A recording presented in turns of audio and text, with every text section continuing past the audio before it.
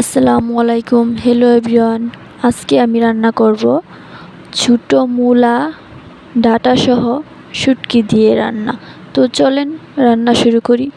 এই যে ছোটো ছোটো মূলা ডাঁটা সহ আমি নিয়েছি।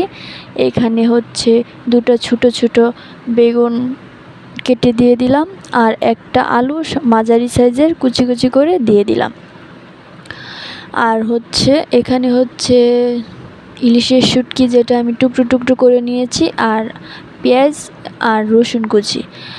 আর এখানে তেলটা গরম করে রসুন কুচি আর পেঁয়াজ কুচি দিয়ে দিলাম। এটা কিন্তু ব্রাউন কালার হওয়া পর্যন্ত ভাজতে হবে, আর আমি এটা ব্রাউন কালার হওয়া পর্যন্তই ভাজবো। তো আপনি আমার সাথে থাকেন। আরেকটা কথা, আপনারা কিন্তু এই ছোটো ছোটো মূলাগুলো শুধু ইলিশের শুটকি ছাড়া অন্যান্য শুটকি দিয়েও রান্না করতে পারেন, আপনাদের পছন্দ মতো। আমার ঘরে যেহেতু ইলিশের শুটকি ছিল, তাই আমি এটা ইলিশের শুটকি দিয়ে রান্না করছি। এই যে এখানে আমি ভেজে নিচ্ছি। এরপর একে একে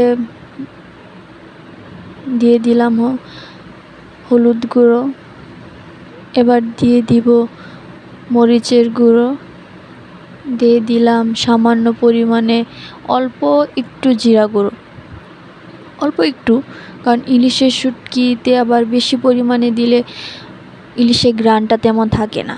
আর সেই টুকরো করে রাখা ইলিশের শুটকিগুলো দিয়ে দিলাম। এবার একটু নাড়াচাড়া করে ডেকে দেব কষানোর জন্য, কারণ তরকারি কষানোতেই তরকারির মজা। আপনি তরকারি যত ভালোভাবে কষাবেন, আপনার তরকারি ঠিক ততটাই মজা হবে। এখন আমি এটা ডেকে দেব। ডেকে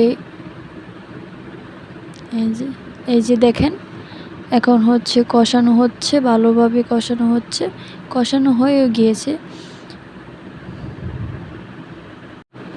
আরেকটা কথা, এখানে কিন্তু আমি লবণ প্রথমে দেই নাই।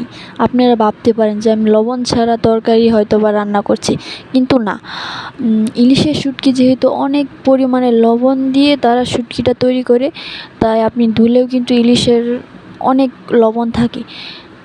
তাই আমি প্রথমে যখন কষাবো তখন লবণ দিব না, লবণ দেব পরে। তো এখানে দেখেন আমার শুটকিগুলো কষানো হয়েছে। এখন সেই তরকারিগুলো দিয়ে হালকা একটু নাড়াচাড়া করে তরকারিগুলো কষাবো।